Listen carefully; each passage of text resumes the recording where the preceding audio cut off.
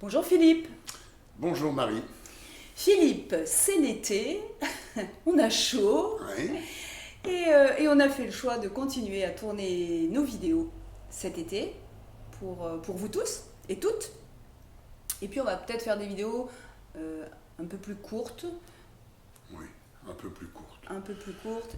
Peut-être sur des thèmes un peu particuliers. Aujourd'hui, on va démarrer avec une lecture. C'est aussi un moment où on a plus de temps l'été, des fois, pour bouquiner. Voilà, on va prendre des thèmes plus légers, des vidéos peut-être un peu plus courtes, mais on va être là pendant tout l'été. Oui, c'est ça, avec vous en vacances. Avec vous en vacances. Ou au boulot, d'ailleurs. Oui, c'est vrai. On ne sait rien du tout, parce C'est que, vrai. vous voyez, nous, on bosse aussi en ce moment. Alors, Donc, aujourd'hui, tu vas commencer cet été par nous proposer un livre. oui, un livre que j'ai retrouvé grâce à une amie qui m'a fait repenser que on avait tous les deux dans notre bibliothèque ce livre-là, et que c'est vraiment un livre super sympa, agréable à lire. Et c'est, je le présente, je vais le mettre à côté de moi. Est-ce qu'on voit bien, la Marie? Oui, Ma ça tête. va. Ouais, est-ce qu'on voit bien aussi le Le langage? livre, oui, les langages de l'amour. Oh, Ouais, c'est les joli langages. juste à côté de toi comme ça. De l'amour de Gary Chapman. Oui, Voilà, alors c'est un petit livre qui se lit facilement, qui est agréable, et je trouve qu'il est super intéressant puisque, au fond, on s'est marqué les langages de l'amour, ça pourrait être les 5 langages de l'amour. On aurait pu les appeler aussi comme ça. C'est de se dire que dans notre façon d'être aimé, et aussi dans notre façon d'aimer, on a comme des canaux privilégiés, des façons privilégiées de montrer notre amour, ou de dire notre amour, ou de faire sentir notre amour. Ça passe par notre sensorialité, mais on a nos canaux préférés pour montrer notre amour, et aussi on a ceux qu'on aime bien pour recevoir l'amour de l'autre, ceux qui nous sont signifiants, alors que d'autres peuvent être moins signifiants, voire même louches. Alors on y va, on regarde les 5. Alors le premier. alors le premier dont nous parle Gary Chapman et que je t'invite à décliner, c'est des paroles valorisantes. Alors, les paroles valorisantes, c'est tout ce qui touche donc à dire notre amour. Je vais mettre des mots sur mon amour. Ça peut être par des marques d'attention, des encouragements, des paroles aimables, des paroles humbles, et puis, j'allais dire, souligner ce qu'on veut qui pousse, quoi. C'est d'être dans une forme de bienveillance et d'exprimer, de dire notre amour. Alors, le mot amour, il ne faut pas le prendre uniquement dans le cadre du couple et d'un amour qui serait ou pas, qui serait sexué. Je pense que ce langage de l'amour, on peut l'utiliser avec nos amis, avec nos collègues de travail, avec nos enfants. C'est-à-dire que pour chacun d'entre nous, on a des codes comme ça, et que certains nous touchent plus particulièrement que d'autres. Voilà, et qu'on est aussi touché plus particulièrement par certains que d'autres. Donc, le premier, c'est les paroles valorisantes. Oui. C'est quand les gens disent, on entend souvent dans le couple ça, tu ne me dis pas que tu m'aimes. Tu ne me dis jamais que tu m'aimes. Et lui, il dit, mais je fais des tas de choses. Il dit, oui, mais moi j'ai besoin. Mon besoin à moi, c'est d'entendre combien je suis aimé. Oui, donc les paroles, voilà, pour certains d'entre nous, des paroles valorisantes, c'est vraiment très important de les dire et de les entendre aussi. Le deuxième langage de l'amour, ce sont des moments de qualité. Ah, t'es jamais là, t'es pas présent. On n'est jamais ensemble. Je voudrais tellement qu'on fasse des moments, et alors on parle de moments de qualité, généralement ça va être des moments à deux. Et là aussi, ça peut être avec notre enfant, avec un ami, avec un collègue ou avec l'amour de sa vie, mais c'est d'avoir des vrais moments où on est vraiment présent à l'autre.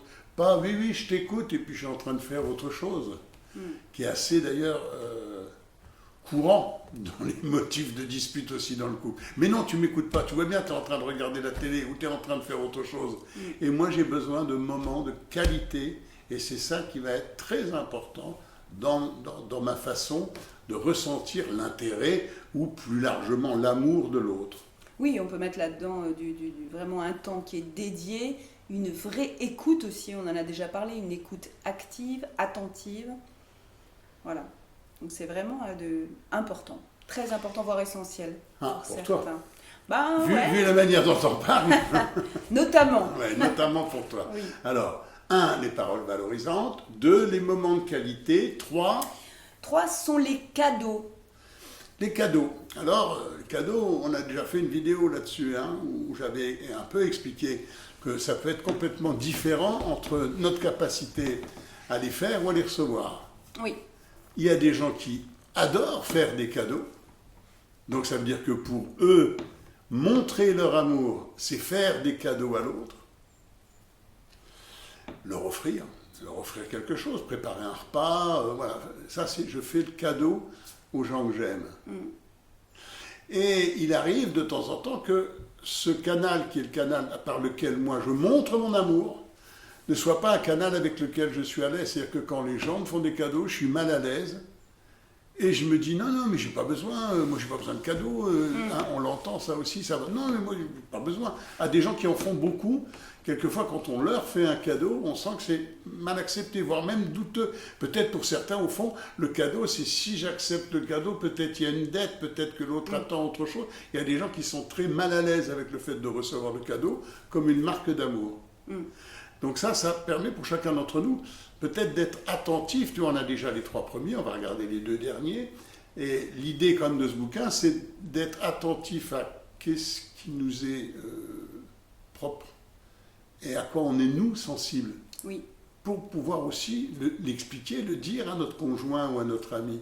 Moi, tu sais, ce qui est important, c'est pas tant les cadeaux que des paroles valorisantes. Alors, on va pas dire des paroles valorisantes, mais c'est que, tu vois, quand je préfère que tu me dises que tu m'aimes plutôt que de m'offrir un bouquet de fleurs.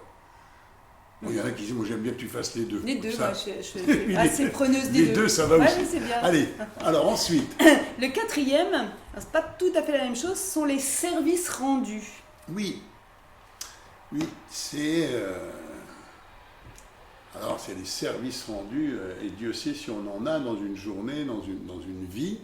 Voilà, c'est être heureux, prendre plaisir à rendre service à l'autre. Oui. Sans rien attendre en retour, Ouais. juste rendre service. C'est une marque d'amour. Oui. C'est une façon de montrer son amour pour l'autre, de lui rendre service. Donc ça, c'est la 4e. Oui. Hein. Donc C'est vraiment, l'idée du service, c'est le don volontaire et gratuit. Oui, tout à fait. Parce que je veux faire du ménage, préparer quelque chose à manger.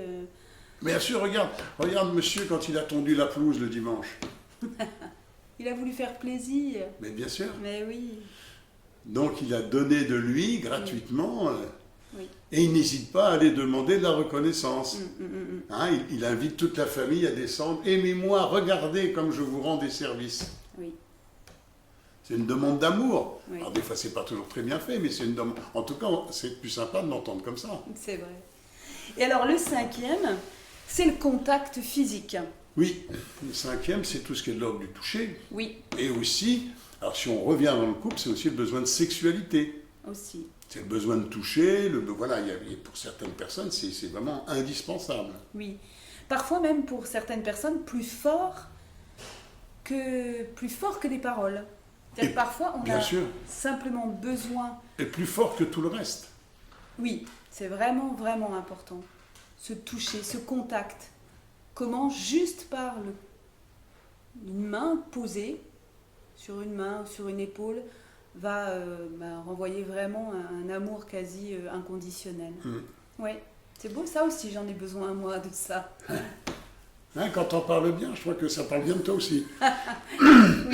Voilà, écoutez, c'est un bouquin que je vous invite à découvrir, qui est sympa à lire, et puis je trouve que ça a 2 intérêts. Un, mieux savoir, mieux comprendre qu'est-ce qui nous touche, nous-mêmes, qu'est-ce qu'on interprète, j'allais dire, et qu'est-ce qui nous fait vraiment plaisir dans les marques extérieures qui viennent vers nous, mais aussi, pour entretenir l'amour de nos proches, être attentif à ce qui leur plaît à eux, pas ce qui nous plaît à nous.